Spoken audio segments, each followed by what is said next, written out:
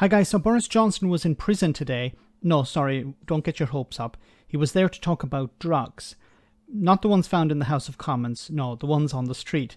Anyway, he continues to say that whatever happened last Christmas, be it a party or not, that the guidelines were followed. Now, you're probably wondering, why is he and Dominic Raab and other Tories so adamant about not answering this question?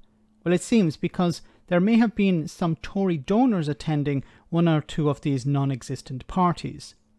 Watch him dodge the question here. What I can tell you is that all the guidelines were observed, continue to be observed, and what I can also tell you is that we're getting on with the job, as we have been throughout, of dealing with the priorities of the people, particularly fighting crime. So was it a party where the guidelines were followed, or was it not a party? I can tell you that the guidelines were followed at all times. Well, did you investigate that yourself? Have you satisfied yourself that that is the case? I have satisfied myself that the guidelines were followed. So Boris Johnson is satisfied that the guidelines were followed. Now, unfortunately, the journalist did not press him a little bit harder on this. Look, the guidelines, of course, were not followed because there was a party. And I really wish the journalist had asked Boris Johnson, was there a party, yes or no? Please tell me, yes or no. Let's park the guidelines for a moment. Was there a party? Was there a gathering? Of course, if Boris Johnson said, yes, there was, then it would have been a breach of the guidelines. If he says, no, there wasn't, and you notice that he hasn't done this, then journalists would do a bit more digging and we would know a bit more about this. And it would be impossible for him to deny. But I think what's interesting is that many of the members of the front bench are denying both that there was a party and that there is no party.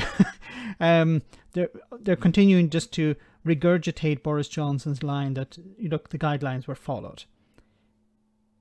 I think perhaps, as we've heard from this, perhaps this new information that has come out, that there may have been Tory donors at this non-existent party, and it would have been extremely embarrassing for them to be exposed, and perhaps some of them could be put in a position where they would technically be punished because they broke the rules. At all times. And what I can also tell you is that we're focusing on the issues that matter to me above all, and that is fighting crime, and I believe those are the things that matter also to the British public. So it's not good enough just to round up the drugs gangs, to roll up county lines and do the things that we're doing. That's great. You've got to have tough policing. But when kids end up... You have to have tough policing. Well, this is from 2019 when Boris Johnson took over. You can see here, this is from the GMB union. Shock figures reveal 23,500 police staff cut under the Tories. So in 10 years, the Tories have cut 23,500 police officers. So Boris Johnson and the Tories say we need to get tough on crime. Then why are you removing the resource necessary to get tough on crime? Up in prison, that can't be just a dead end for them. We can't be recycling young men endlessly in and out of the criminal justice system.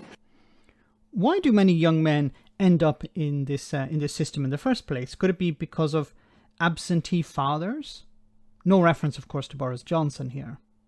So that's why we're also investing in stopping the drugs getting into prison, offering them alternatives. Now, prisoners in this particular institution, when they first come in, don't like it so much because they don't have the access to the drugs that they find in other prisons. Or in the House of Commons. Actually, that's a good thing, because what they're finding is that they have more of a focus on some of the things that can really turn their lives around. Boris Johnson and the Tories are not interested in fighting crime. They're not interested in dealing with the causes of crime. Poverty, for example, one of these. If you elevated people out of poverty, they wouldn't be desperate. They wouldn't resort to crime. And then you wouldn't need as many police officers. But instead, what the Tories are doing is they're grinding people down. They're making them poorer and poorer. Obviously, more and more people are resorting to crime because their communities are collapsing, because there's less and less money available for communities as well. And at the same time, not investing in policing. So crime is not going to be resolved this way. Let me know in the comment section, guys, what you think about all of this. As always, your comments are greatly appreciated. Thanks a lot.